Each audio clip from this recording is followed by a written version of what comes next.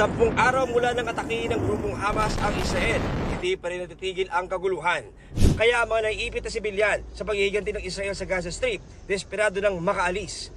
Ang ilan sa kanila nag-aabang sa Rafah border, umaasang makatawid papuntang Egypt para makatakas sa gera. Sabi ng ating embahada sa Jordan, nakalikas na malapit sa Rafah crossing ang 131 Pilipino sa Gaza. Naghihintay kung kailan sila makakatawid sa Egypt. Pero hindi lahat sa kanila desidido nang tumawid. Ayaw raw kasi nilang iwan ang mga Palestinong asawa. Sa Egypt naman, hilera ng truck ang nag-aabang makapasok ng Gaza para makapagbigay ng humanitarian aid. Galing yan mula sa iba't ibang bansa. Ayon sa dalawang security sources mula sa Egypt, nagkasundo na ang kanilang bansa, ang Israel at ang Amerika, para sa pagbubukas ng Rafah crossing ngayong araw. Itinanggi naman ito ng isang opisyal ng Hamas. Para sa mga nasa Gaza, kulang na ang basic necessities tulad ng tubig.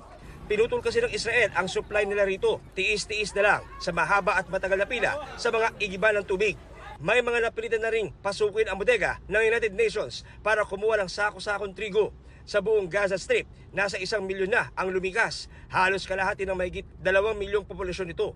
Sa kabila ng humanitarian crisis, patuloy ang atake ng Israel. Bukod sa airstrikes, naghahanda na rin ang Israel para sa kanilang ground assault.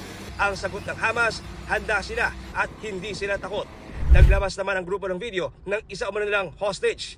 Makikitang ginagamot ang babae. Nananawagan din ng hostage na makauwi na siya sa kanyang pamilya. Sabi ng Israeli military tungkol sa video, gustong ipakita ng Hamas na isa silang makataong grupo.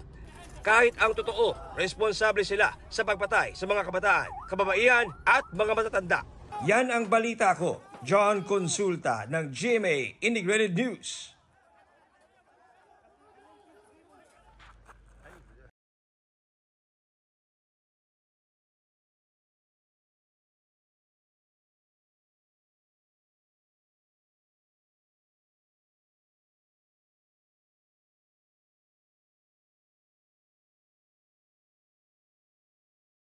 Balita ko, may tututukan kayo tuwing 10:30 a.m. sa GTV.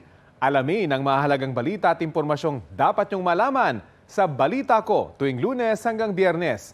Mag-subscribe din sa GMA Integrated News sa YouTube.